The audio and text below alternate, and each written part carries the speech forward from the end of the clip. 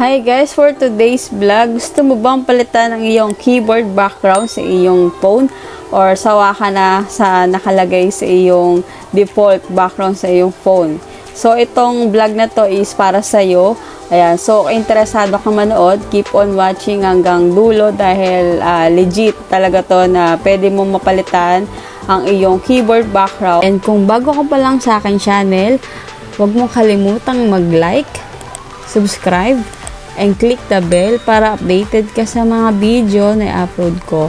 So, more on tutorial and YouTube tips ang aking ina-upload sa aking channel. So, if you want na ganong content, free bisitahin ng aking channel.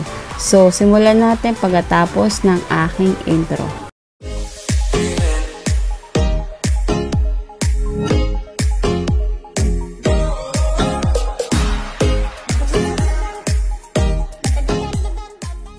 And if you want na mapin ang iyong comment at ma-featured sa aking vlog, so comment down below lang ng about sa aking topic ngayon, and mamimili ako ng pinakamagandang comment, and ayan, i-screenshot ko, and sa next vlog ko is ilalagay ko siya sa aking vlog. So ito na, dito na tayo. So itong apps pala is pwede sa Android and iPhones. So search nyo lang is Gboard. Ayan. And so, may naka-open na rin kasi ako dito. Naka-install na ako sa aking phone. So, open na lang natin yan.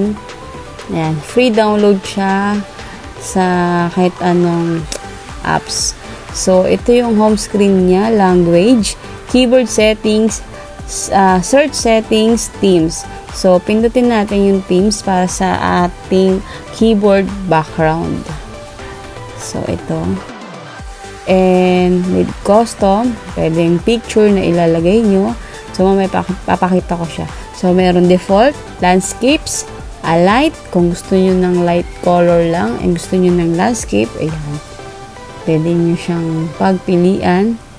Ayan, kung gusto nyo ng light color lang, ayan, pwede rin mamili dito, and napakaraming color na para sa'yo, na gusto mo ng light and dark. Ayan, marami ding pagpipilian. And kung ikaw yung tipo na gusto mo ng masyadong ma-design, ayan, ito bagay sa to. So mamimili ka lang ng iba-ibang kulay sa iyong keyboard, ay magde-design ka lang.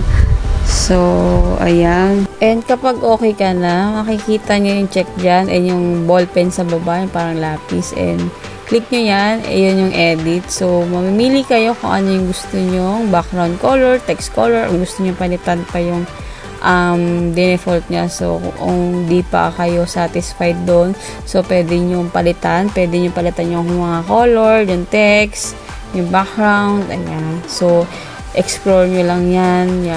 Kayong bahala mag-design, mag-style na kung anong gusto nyo trip. So, ayan. Kung gusto nyo pa ng medyo ano yung keyboard nyo, pwede nyong galawin niya, pwede nyong palit-palitan ng kulay. So medyo ano lang natin to, i-forward natin kasi yan, namimili din ako ng color na gagamitin ko nga sa aking keyboard. So forward lang natin, saglit lang.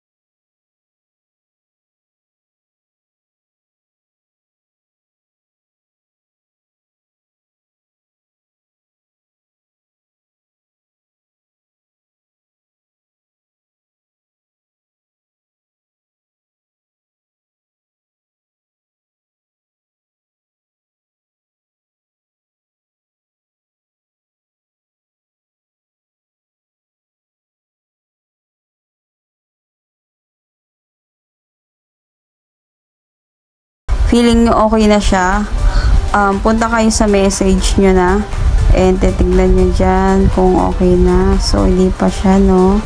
So, pindutin nyo yung mundo dyan, yan. So, ayan na. So, kung ibabalik nyo sa dati yung default, pipindutin nyo ulit yung mundo dyan sa baba, parang globe.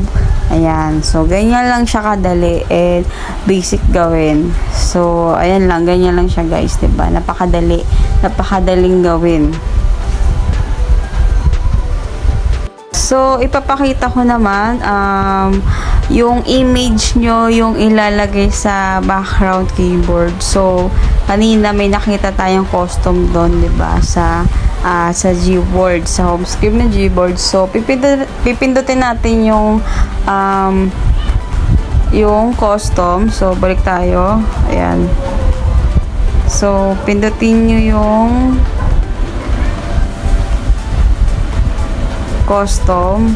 Ayan. So, mamimili kayo dyan ng iyong picture na ilalagay sa iyong keyboard. So, mamimili ka lang muna.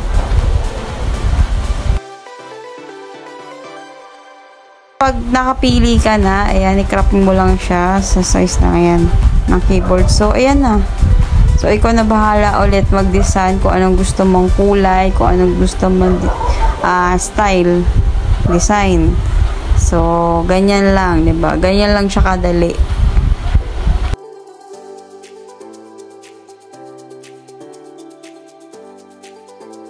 So, tignan na natin.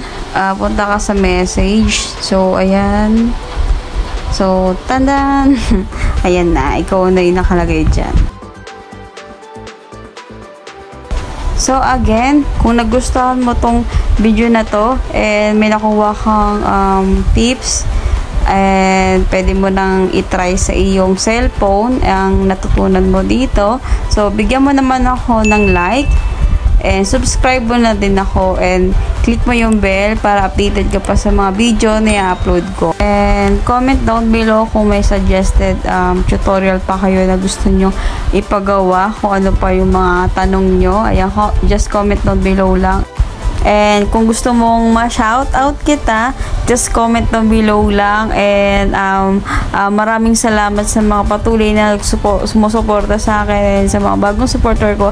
Yeah, maraming salamat sa inyo. And road to 5,000 subscriber na tayo, guys. So maraming salamat sa inyo and patuloy na